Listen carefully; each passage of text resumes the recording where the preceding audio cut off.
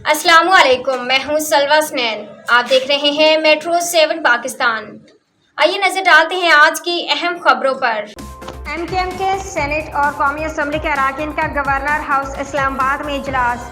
मेजबान MKM इजलास के सदारत चेयरमैन MKM डॉक्टर खालिद मकबूल सदीकी ने की। इजलास में सीनियर रहनुमा सैयद मुस्तफ़ा कमाल फारूक सत्तार समेत हक परस्त सेनेटर्स और अरकान कौमी असम्बली शरीक।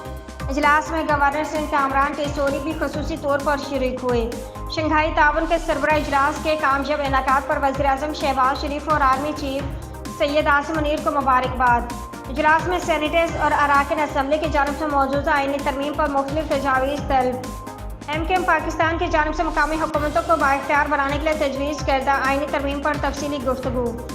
MKM पाकिस्तान अवाम की फलाहों के लिए जाने वाले हर कानून साजी पर मुस्बत किरदार अदा करेगी। आईनी तरमीम के लिए मुनक़िदा ख़ुसूसी पार्लिमानी कमेटी के इजलास के बाद MKM अपनी पार्लिमानी कमेटी का इजलास बुलाएगी।